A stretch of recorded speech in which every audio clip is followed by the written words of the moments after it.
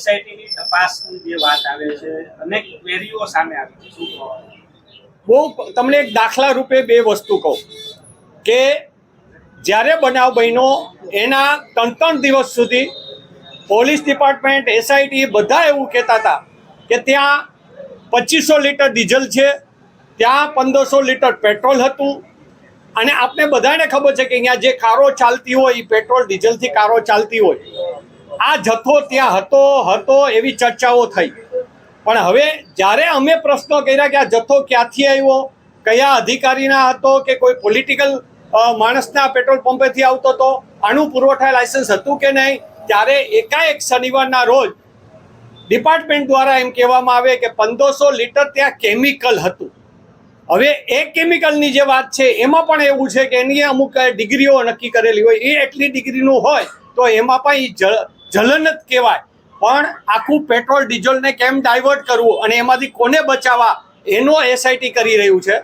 બીજી વાત આવે કે આપણે ત્યાં જે બિયરનો જથ્થો પકડવાનો, આપણા મીડિયા દ્વારા પણ એને તમે બધાએ મિત્રોએ દેખાડેલો છે કે અહીંયા બિયરનો જથ્થો હતો.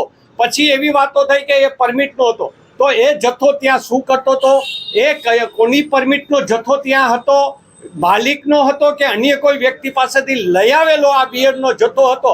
અને એ જે મારી પાસે સાંભળવામાં આવ્યું છે, જ્યાં એની અંદર ક્યાંક ને ક્યાંક એવી પણ માહિતી આવી છે કે એ ગેમ ઝોનની અંદર જે યુવાનો ગેમ રમવા આવતા એને પણ ક્યાંક ને ક્યાંક બિયરની સપ્લાય પૂરી કરવામાં આવતી હતી, એવી પણ વાત છે.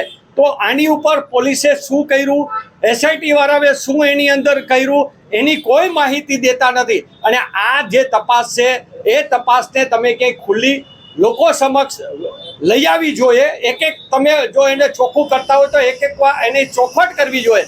આ કોઈ એવી તપાસ નથી કે જે તપાસ લીકેજ થઈ જવાથી આ દેશને નુકસાન થતું હોય, એવી આ કોઈ તપાસ નથી. તો એની સ્પષ્ટતા કરતી જવી જોઈએ એક મુદ્દાની. પણ ક્યાંક ને ક્યાંક એસઆઈટી દ્વારા એને દબાવવામાં આવી રહ્યું છે અને ચોખવટ કરવામાં નથી આવી રહી. એટલે એસઆઈટી છે એની તપાસ ક્યાંક ને ક્યાંક એના આકાઓ દ્વારા એને દબાવવાની વાત છે.